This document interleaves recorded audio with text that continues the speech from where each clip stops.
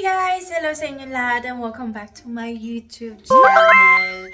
Ayan, so today, actually mag-i-intro lang ako kasi meron akong ginawang vlog last week. Ito yung nagpunta kami sa Coolendel para mag-camping pero nakalimutan kong mag-intro. Ngayon kakabalik ko lang galing Queensland for work.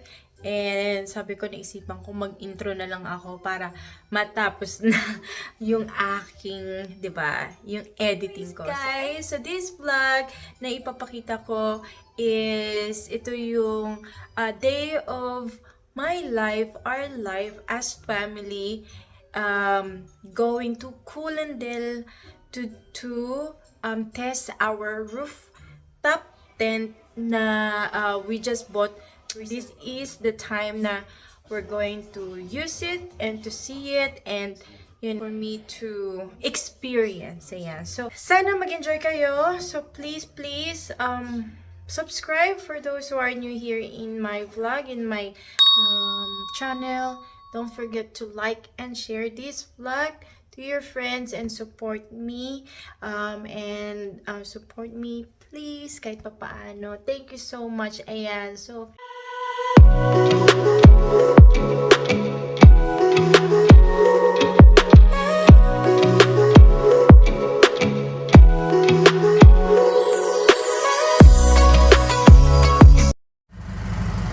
ayan, paalis na kami. So, ayan guys, first time namin gagamitin yung rooftop na yan mamaya. So, papakita ko sa inyo yung magiging itsura nito. So, ayan, ginawa yan ng husband ko. Customize niya yan. Yan yung kanyang side hustle. So, binild niya yung buno yan. He built this whole trailer.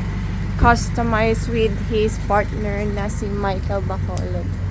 And yan po ang kanilang yan, business name, Forge Puff. Alright? Well, anyways, guys, let's go na. Alis na tayo at take na kami dun sa aming kikita.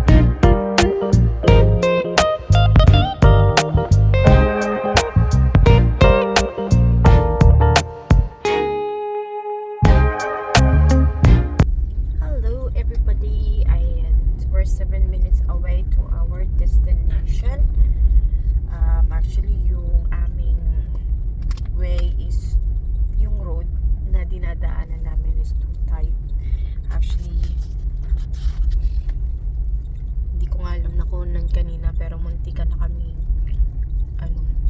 mabangga. Dahil ang bibilis-bilis nung nasa harapan namin. Anyways, ito yung road. Oh look, there's a what? Big lizard. Oh jeez. Yes, I freaking scared the crap out. Nandito na tayo sa camp area. Daming tao. Sabi na. Ngayon isi-set up na natin yung trailer. Or, isi-set up na ba? Actually, we're next to the river. I'll show you the river. Ayun.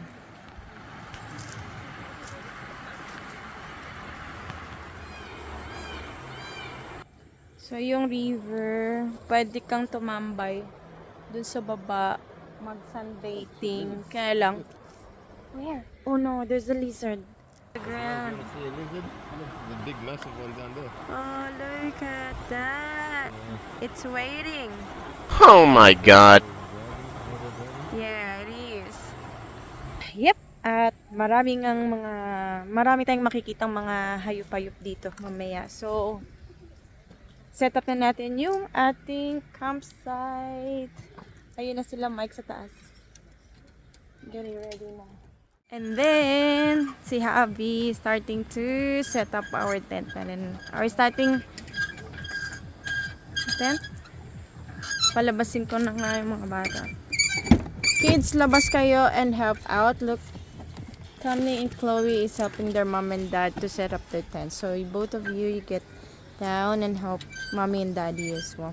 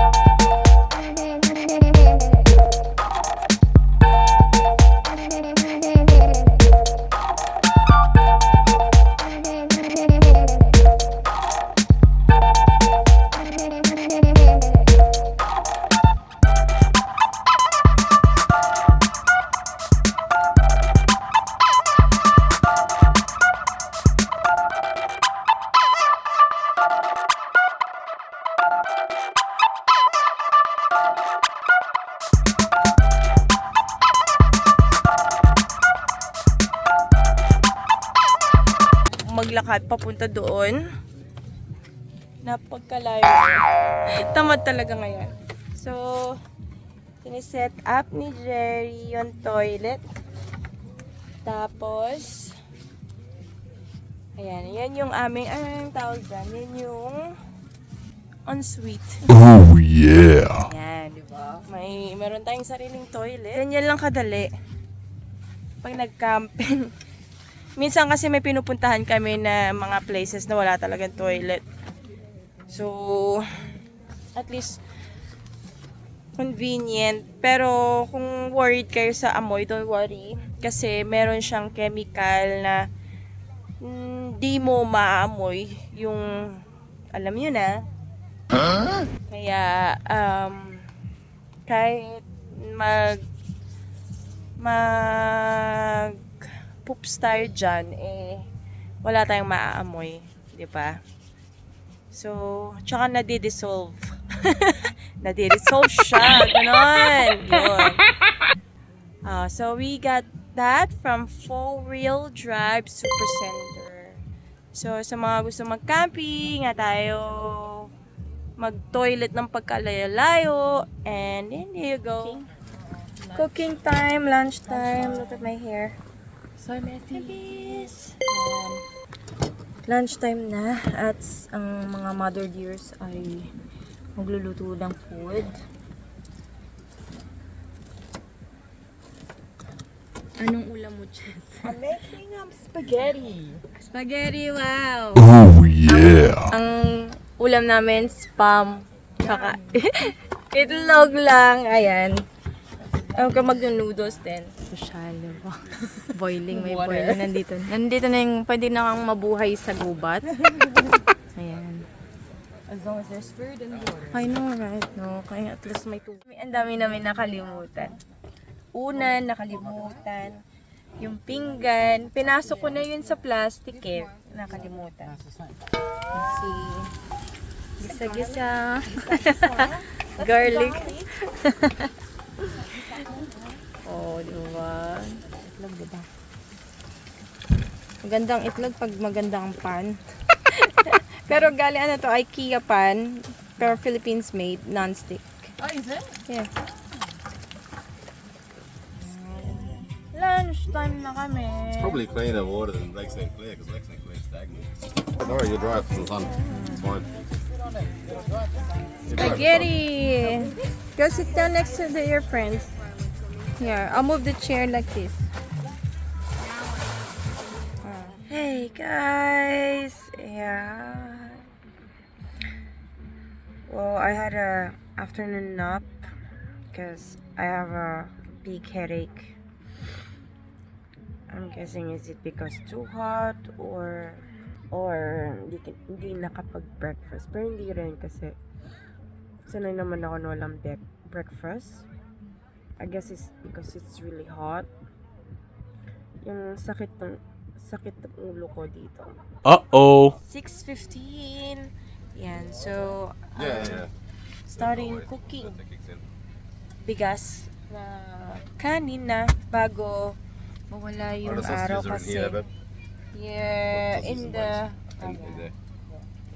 so bago mawala yung liwanag before the lights down, we need to cook kasi because of later on it's gonna be really really dark and it's hard to cook, so yan. And then after this dinner time, and then probably we're gonna do a bonfire and chilling. Hey guys, nandito tayo ngayon sa loob na ng tent. Yeah, we're about to go to sleep now. It's around 8-9 o'clock na ng night. Yeah, and this is how it looks like inside. So actually, kasha kaming apat dito. So yeah, good night for now. See you guys in the morning. I will wait when I got to the second. It's 7:07 na in the morning, and as you can see, ayan kami. Ang anak ko bunso ay gising at naglalaro na. Sobrang hangin sa labas. Ang sarap. Fresh air. Ito yung maganda talaga kapag nag-out of town ka. Hey, You get a chance to breathe a really good fresh air and tahimik na place. Dumi yung mukha ko. Sobrang ganda. Actually, if you go out of town, camping, ganyan with the family, nakakawala ng stress. Wala kang masyadong isip. And also, walang network, walang wifi. Like it here, Coolendel, very nice place to go. Yeah, here in Australia, for those who like to do camping. So, right now, liligpit na kami ng aming tent. Bago na lang kami mag-breakfast para dire-diretso na ang pagliligpit. So, sa taas, ito yung sura na sa taas. Hey everyone! So, this is it guys. Nakapag-pack up na kami. As you can see, ang tent ay packed up. Pack up na rin sila, Mike and Chess. Yeah, it's, what time is it now? It's 8:59 in the morning, and probably we're gonna go out the camp na lang, and doon na kami kakain sa labas. It's gonna be hard kasi pag dito pa kami kumain. Anyways guys, yun. So this is our a day of my life, or a day of our life, camping in Coolendel Camp Site. Ayan. So thank you guys for watching. See you guys soon in my next video. Ayan. So kung nagustuhan nyo man tong vlog na to, please subscribe, like, and share. And yeah, I'll do my vlog. I actually post videos 3 times a week or 2 times a week in a week. So ayan, abangan nyo po yung mga next vlog natin. Please support my channel, Wella Casey Williams. Thank you so much. Have a great day. God bless. Okay. So, ipapakita ko sa inyo yung yung glamping area dito sa Coolendel. So, ito yung area na, for example, wala kayong camping gear. Pwede kayo mag-camping pa rin sa Coolendel, and you're gonna have like this kind of, they call it glamping area. So I'll show you guys how it looks like. Ganyan. So ito yung glamping area. So you don't have to bring anything. Yeah, something like that. All you have to do, bring your car, anything that you need. Tapos punta lang kayo dyan. Meron na kayong tent. Tapos I think kompleto yung loob. It's parang complete stuff inside. So that's why they call it glamping area. So that's one of the makikita, the one you can see here in Coolendel. You're gonna go out from busy city, and then you wanna do unwinding, chillax lang tayo. Ang ganda, super ganda dito. Yay! Here you go. I'll see you soon.